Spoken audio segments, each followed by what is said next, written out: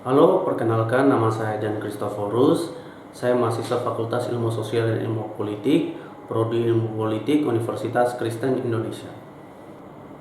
Nah, pada kesempatan kali ini saya akan menjelaskan tentang kebijakan ASEAN dalam menanggulangi penyalahgunaan narkotika dan obat-obat terlarang di kawasan Asia Tenggara untuk melengkapi syarat ujian tengah semester mata kuliah Politik Luar Negeri yang diampu oleh dosen saya, Ibu Indah Novitasari. Seperti yang kita ketahui pada saat ini bahwa penyalahgunaan narkoba semakin menjadi ancaman yang menarik perhatian global, terutama di kawasan Asia Tenggara itu tersendiri. Perkembangan dunia begitu pesat akibat arus globalisasi tidak hanya meningkatkan kemudahan komunikasi lintas batas negara, namun juga memberi kesempatan bagi pesatnya kemunculan kejahatan lintas batas negara atau kejahatan transnasional. Perdagangan narkoba atau drug trafficking pada umumnya bersifat transnasional yang menjadi perhatian dunia karena menciptakan ancaman keamanan internasional. Kawasan Asia Tenggara turut menghadapi permasalahan yang sama terkait perdagangan narkoba dan juga memiliki wilayah perdagangan narkoba yang terbesar di Asia, yakni Golden Triangle. Luput perhatian dari pemerintah ditambah dengan lemahnya penegakan hukum semakin mendorong perdagangan narkoba di Asia Tenggara semakin besar. Oleh sebab itu, sangat penting bagi negara-negara di Asia Tenggara untuk mempersiapkan diri dalam menghadapi isu perdagangan narkoba. Persoalan perdagangan gelap narkoba telah sejak lama menjadi masalah di kawasan Asia Tenggara. Kawasan Golden Triangle yang menghubungkan antara Thailand Utara, Myanmar Timur, dan Laos Barat merupakan salah satu dari dua kawasan yang dikenal sebagai pusat penanaman, produksi, dan perdagangan opium dunia. Selama tahun 1970-an dan 1980-an, kawasan ini dianggap sebagai produsen opium terbesar di dunia. Selama tahun 1980-an, Myanmar merupakan penghasil opium terbesar, mencapai 700 metrik ton per tahun antara tahun 1981 sampai 1987. Diperkirakan pada akhir 1990-an, 2/3 opium dunia yang kemudian diolah menjadi heroin itu ditanam di kawasan Asia Tenggara. Sejak perang Afghanistan pada Oktober 2001 dan keruntuhan rezim Taliban Afghanistan kembali menjadi produsen opium popis di dunia. Laos merupakan produsen opium terbesar ketiga di dunia setelah Afghanistan dan Myanmar. Golden Triangle yang diyakini menghasilkan 60% opium dan heroin di dunia memberikan sumbangan pada industri heroin yang bernilai 160 miliar US dollar per tahunnya. Saat ini, masalah narkotika dan obat-obatan berbahaya telah menjadi sebuah fenomena global, terutama di kawasan Asia Tenggara. Secara umum, masalah narkotika dan obat-obatan berbahaya pada dasarnya dapat dibagi menjadi 3 bagian yang saling terkait, yakni yang pertama yaitu masalah produksi obat secara ilegal. Produksi obat secara ilegal meliputi pembudidayaan tanaman yang menjadi bahan baku pembuatan obat-obatan berbahaya seperti tanaman kokain sebagai bahan baku pembuatan kokain, bunga opium sebagai bahan baku dari heroin, dan kanabis atau ganja yang diolah menjadi hasis maupun marijuana, serta pengolahan bahan baku tersebut hingga siap untuk diperdagangkan atau dikonsumsi. Nah, yang berikutnya, yang poin kedua, yaitu perdagangan gelap atau ilegal. Perdagangan gelap atau ilegal merupakan segala kegiatan pasca panen maupun pasca pengolahan hingga sampai ke tangan para pengguna, yang meliputi aktivitas pengangkutan, penyeludupan, dan perdagangan obat-obatan haram tersebut. Dan kemudian yang ketiga yaitu penyalahgunaan obat-obatan berbahaya.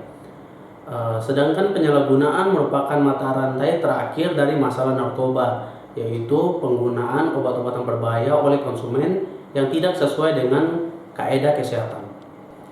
Penyalahgunaan narkotika dan obat-obatan berbahaya pada dasarnya termasuk dalam kejahatan transnasional, mengingat mata rantai dalam penyalahgunaan narkoba termasuk di dalamnya berupa aktivitas perdagangan maupun produksi. Kejahatan transnasional merupakan tipe kejahatan yang terencana dan terorganisir dan memerlukan persiapan matang. Pelaku kejahatan transnasional tidak hanya negara maupun individu, dan kelompok juga bisa berperan sebagai sponsor, tidak hanya sekedar sebagai pelaku. Oleh karena itu, motif kejahatan ini juga beragam, tidak hanya berada dalam koridor motif ekonomi dan politik saja.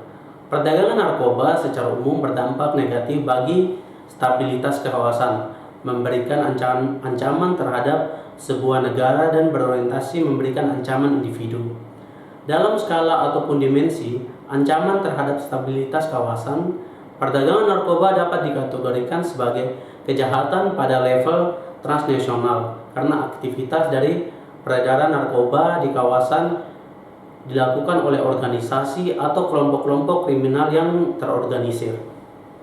Nah, pada saat ini saya akan menjelaskan mengenai tren jenis narkotika dan obat-obatan berbahaya di negara-negara kawasan di Asia Tenggara. Negara yang pertama yaitu Brunei Darussalam. Sebagai salah satu negara anggota ASEAN, Brunei Darussalam belum menganggap penyalahgunaan narkotika dan obat-obatan berbahaya sebagai masalah yang serius. Hal ini disebabkan oleh Brunei tidak memiliki wilayah atau kawasan yang khusus memproduksi maupun mengkonsumsi narkoba dalam jumlah berarti. Berbagai masalah yang berkaitan dengan narkoba di Brunei relatif tergolong kecil. Begitu juga halnya dengan terdapat indikasi bahwa Brunei dimanfaatkan sebagai negara transit maupun tujuan pengiriman obat-obatan berbahaya secara ilegal atau usaha pencucian uang. Namun demikian, pemerintah Brunei Darussalam mempunyai program anti narkoba atau anti drugs program yang sangat keras dan proaktif dengan dikepalai oleh Badan Pengawas Narkotika. Baik jumlah dan kualitas narkoba ilegal yang masuk atau transit di Brunei relatif sangat sedikit. Pihak otoritas Brunei melaporkan bahwa tidak terdapat bukti adanya sindikat yang beroperasi di dalam negeri. Narkotika dan obat-obatan berbahaya yang masuk ke Brunei biasanya diselundupkan melalui udara di bandara internasional atau dengan melintasi beberapa tempat pemeriksaan perbatasan. Penyeludupan narkoba ke Brunei juga dapat melalui jalur laut dengan menggunakan kapal boot yang didatangkan dari Malaysia seperti Sabah dan Sarawak atau melalui illegal jungle entry points. Yang kedua yaitu negara Kamboja. Kamboja yang saat ini memiliki jumlah populasi kurang lebih sekitar 13 juta jiwa merupakan negara yang paling akhir bergabung dengan ASEAN. Wilayah yang mayoritas penduduknya adalah bangsa Khmer tersebut memiliki perbatasan langsung dengan Thailand, Laos, dan Vietnam yang merupakan jalur utama peredaran heroin di Asia Tenggara yang bisa disebut dengan Golden Triangle. Sudah sejak tahun 1990-an, Kamboja menjadi negara transit jalur perdagangan narkoba di Asia Tenggara. Pesatnya perdagangan narkoba di kawasan Asia Tenggara tidak menimbulkan dampak yang sangat signifikan bagi peredaran yang berujung pada penyalahgunaan narkoba di negara Kamboja. Tanaman marijuana atau opium banyak ditemukan di daerah perbatasan, termasuk keberadaan beberapa laboratorium pembuatan methamphetamine.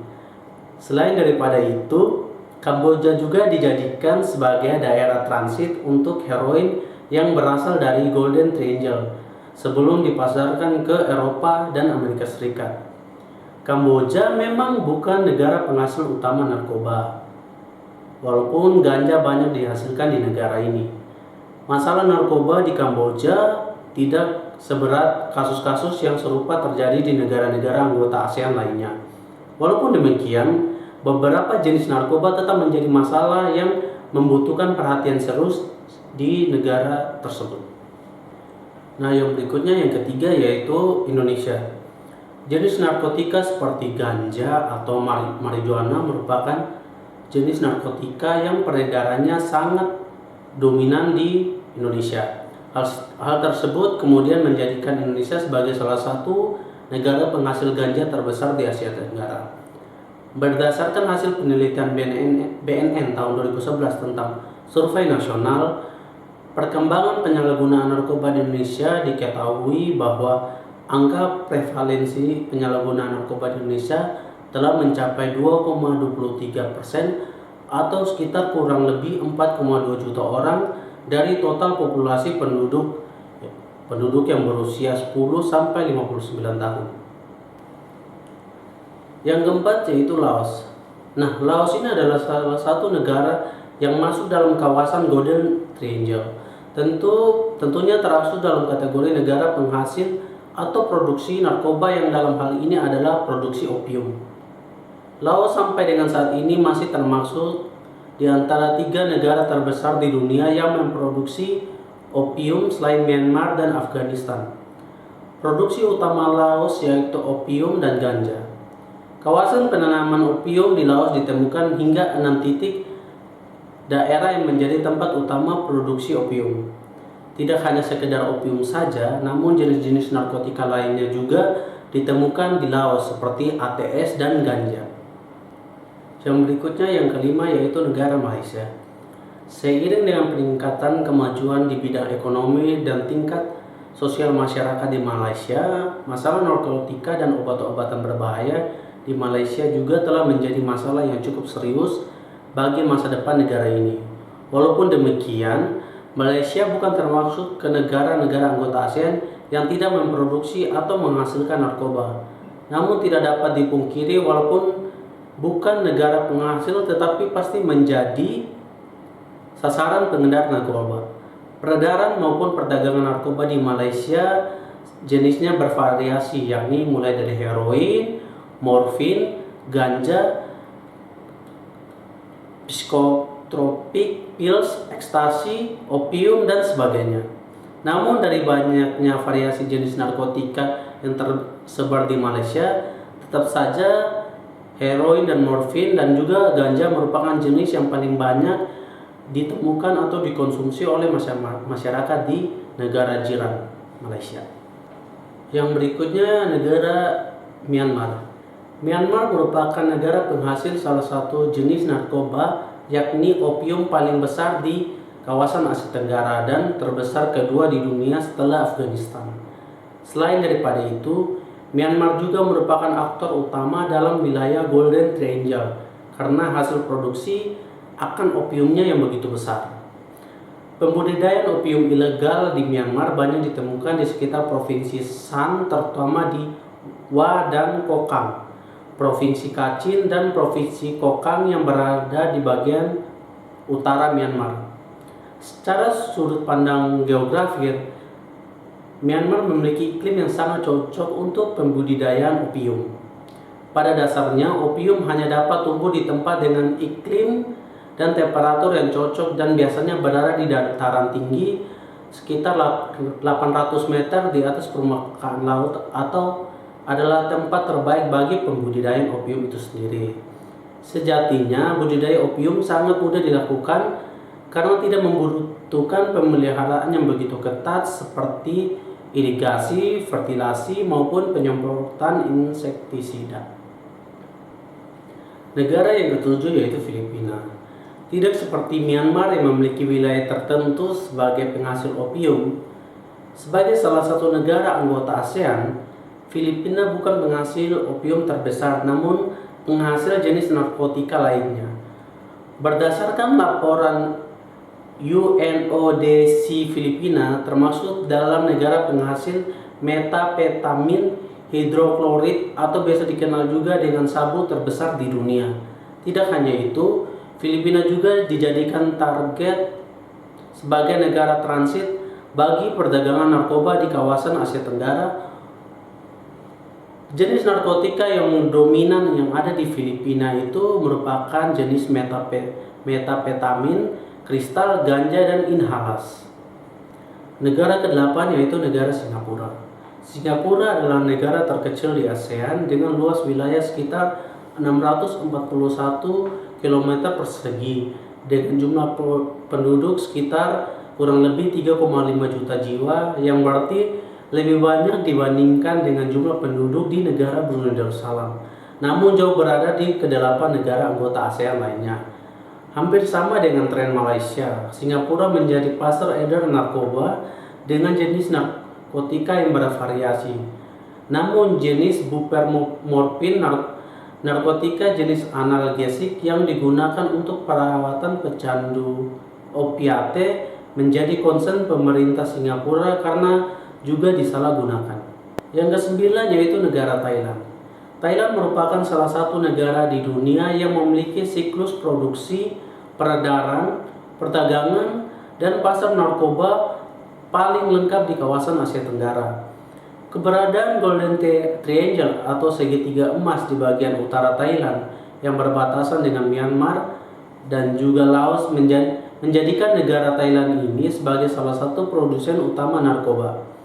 Hal ini erat kaitannya dengan keberadaan Golden Triangle yang menjadi penghasil dan pemasok dari 60% produksi opium dan heroin di dunia. Pada saat ini, jenis-jenis narkoba yang banyak beredar di Thailand terdiri dari heroin, opium, metafetamin, marijuana, dan sebagainya. Sementara kokain dan ekstasi sangat populer digunakan oleh kalangan yang memiliki strata sosial lebih tinggi seperti selebritis, wisatawan asing, pelajar Thailand yang sekolah di luar negeri, dan lain-lain. Yang ke-10 yaitu negara Vietnam. Vietnam merupakan salah satu negara anggota ASEAN dengan memiliki jumlah penduduk kurang lebih sekitar 80 juta jiwa. Juga merupakan salah satu negara di Asia Tenggara yang termasuk akan negara penghasil narkoba walaupun tidak sebesar Myanmar maupun Laos. Heroin merupakan jenis narkoba yang banyak beredar di Vietnam. Kendati demikian, beredarnya jumlah narkoba yang ada di Vietnam memang tidak bervariasi seperti yang terjadi di Thailand sebelumnya. Hanya jenis-jenis tertentu yang sangat populer di Vietnam seperti heroin, metafetamin, ekstasi, dan juga opium.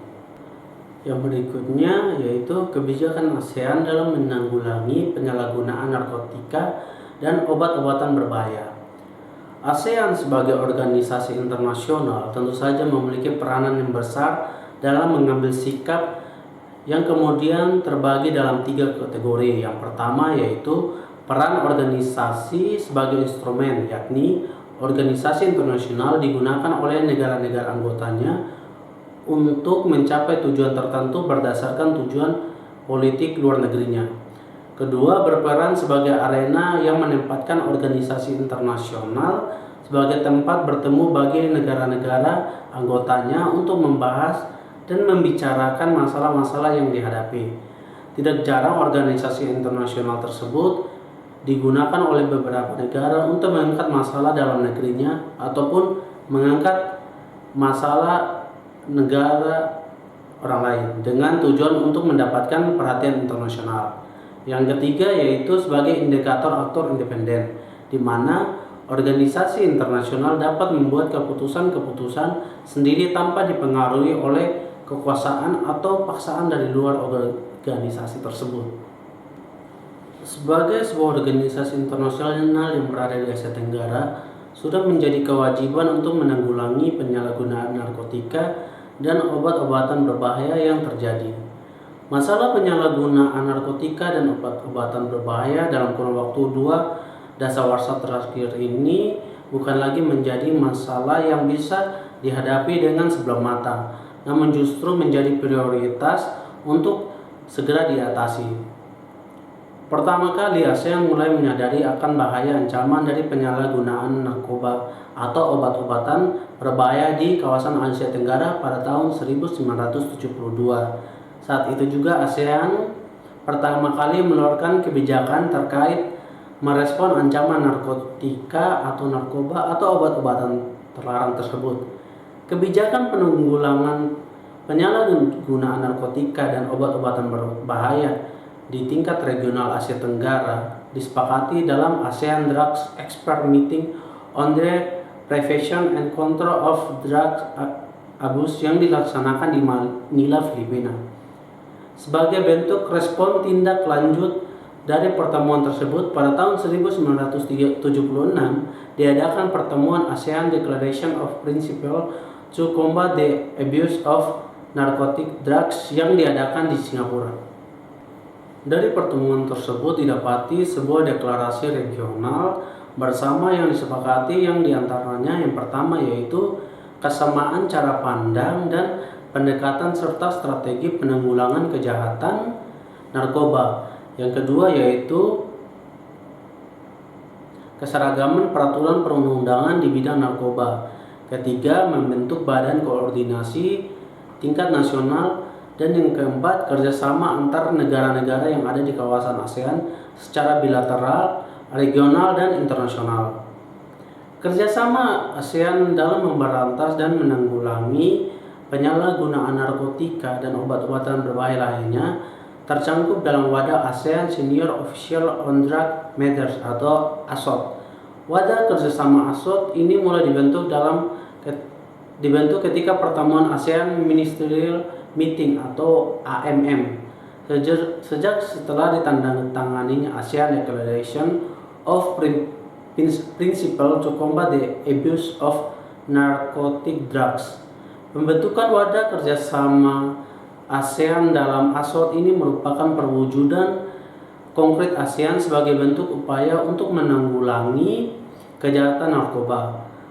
Awalnya pada tahun 1981, ASEAN telah membentuk ASEAN Drug Expert sebagai subkomite di bawah Commitment on Social Development atau COSD dan Narcotic Dex di Sekretariat ASEAN.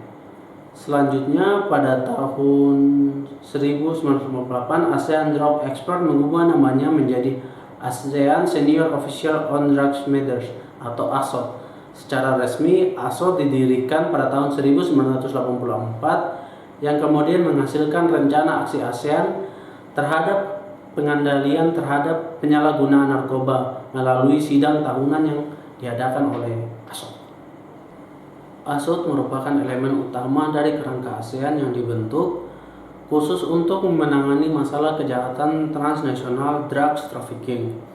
ASOT memiliki mandat untuk meningkatkan implementasi ASEAN Declaration of Principles to Combat the Drug Problem of 1976, mengkonsolidasikan usaha kolaboratif dalam mengawasi dan mencegah permasalahan narkoba di kawasan, membasmi dan mengevaluasi semua program ASEAN mengenai pengawasan dan pencegahan penyalahgunaan narkoba.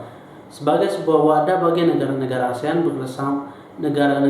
bekerjasama menanggulangi penyalahgunaan narkotika dan obat-obatan berbahaya. ASOT memiliki tugas antara lain sebagai berikut. Yang pertama yaitu melaksanakan ASEAN Declaration of Principles to Combat the Abuse of Narcotic Drugs. Yang kedua yaitu menyelenggarakan pandangan, pendekatan, dan strategi dalam menanggulangi masalah narkoba dan cara memberantas peredarannya di wilayah ASEAN. Yang ketiga yaitu mengkonsolidasikan serta memperkuat upaya bersama, terutama dalam masalah penegakan hukum, penyusunan undang-undang, upaya preventif melalui pendidikan, penerangan kepada masyarakat, pengawasan atas penanaman tanaman narkoba, serta peningkatan partisipasi organisasi-organisasi non-pemerintah. Keempat, melaksanakan ASEAN Policy and Strategies on Drug Abuse Control sebagaimana telah disetujui dalam pertemuan ASEAN Drugs Expert ke-8 di Jakarta pada tahun 1984. Kelima, melaksanakan pedoman mengenai bahaya narkoba telah ditetapkan oleh International Conference on Drug Abuse and Illicit Trafficking, di mana negara-negara anggota ASEAN telah berpartisipasi secara aktif. Poin yang keenam yaitu mendorong partisipasi dan kerjasama dengan pihak ketiga dalam usaha pemberantasan peredaran gelap narkoba. Yang ketujuh, meningkatkan upaya ke arah tercapainya ratifikasi, aksesi, dan pelaksanaan semua ketentuan PBB yang berkaitan dengan masalah bahaya narkoba. Satu lagi tonggak penting dalam kerjasama ASEAN untuk mengatasi penyalahgunaan narkotika dan obat-obatan berbahaya lainnya adalah disahkannya sebuah deklarasi bersama untuk mewujudkan Drug Free ASEAN atau kawasan ASEAN bebas narkoba pada tahun 2020. Deklarasi ini pertama kali diresmikan pada sidang Menteri Luar Negeri ASEAN atau ASEAN Ministerial Meeting atau AMM pada tahun 1998. Komitmen politik ini menegaskan kembali program dan prioritas-prioritas kerjasama ASEAN yang terdiri dari beberapa butir langkah-langkah untuk mengurangi permintaan atau demand dan persediaan atau supply, serta memberantas produksi, pemopresan, perdagangan, dan penggunaan narkoba di ASEAN hingga tahun 2020. Langkah-langkah menanggulangi permasalahan penyalahgunaan narkotika dan obat-obatan berbahaya yang ditujukan untuk mewujudkan kawasan ASEAN bebas narkoba memang fokus pada pengaturan pereduksian, permintaan, dan penawaran, namun juga di dalamnya menjelaskan terkait pertama, pembangunan kurikulum penegakan hukum sesuai dengan kapasitas kawasan Asia. Yang kedua yaitu berkolaborasi dengan pihak bea cukai atau PABEA untuk saling berintegrasi terhadap kontrol keluar masuknya barang ke dalam negara. Ketiga, melakukan kampanye pencegahan yang tepat sasaran terhadap penyalahgunaan narkotika dan obat-obatan berbahaya lainnya. Keempat, yaitu meningkatkan cakupan pengobatan dan memperluas jaring sosial dan program-program berbasis masyarakat yang menangani ketergantungan narkoba. Yang kelima yaitu mengadopsi pendekatan science-based untuk mengatasi HIV atau AIDS. Yang keenam yaitu mencari partisipasi aktif dari sektor swasta untuk memastikan pelaksanaan alternatif development atau pembangunan alternatif. Ketujuh yaitu memperluas dan memperkuat border liaison office atau kantor penghubung perbatasan sebagai metode utama untuk meningkatkan kerjasama regional. Yang kedelapan yaitu mengintensifikasikan pengendalian berbagai peralatan dan bahan kimia ataupun obat-obatan ilegal di wilayah Asia Tenggara. Terakhir, peningkatan partisipasi dalam pendekatan untuk memerangi money laundering, terorisme, dan financing transnational crime. Kesimpulannya yang terakhir yaitu dengan adanya penyalahgunaan narkotika dan obat-obatan berbahaya ini lantas memberikan ancaman kepada setiap negara di kawasan Asia Tenggara. Walaupun level ancaman yang dihadapi masing-masing negara berbeda satu sama lain, menimbulkan suatu ancaman disebabkan karena fenomena penyalahgunaan narkotika ini merupakan salah satu bentuk dari kejahatan transnasional yang diindikasikan sebagai kejahatan yang terjadi lintas batas negara. Adanya fenomena penyalahgunaan narkotika dan obat-obatan berbahaya ini tentu saja mendorong ASEAN untuk mengambil tindakan penanggulangan. Namun untuk menanggulangi penyalahgunaan narkoba dan obatan tersebut tidak bisa dilakukan secara mandiri atau hanya dilakukan oleh satu negara saja, namun harus dilakukan secara bersamaan sehingga menuntut adanya bentuk kerjasama di antara negara-negara di kawasan Asia Tenggara. Sekian pemaparan dari saya mengenai kebijakan ASEAN dalam menanggulangi penyalahgunaan narkotika dan obat-obatan di kawasan Asia Tenggara untuk melengkapi syarat ujian tengah semester mata kuliah Politik Luar Negeri Indonesia yang diampu oleh dosen Indah Novitasari.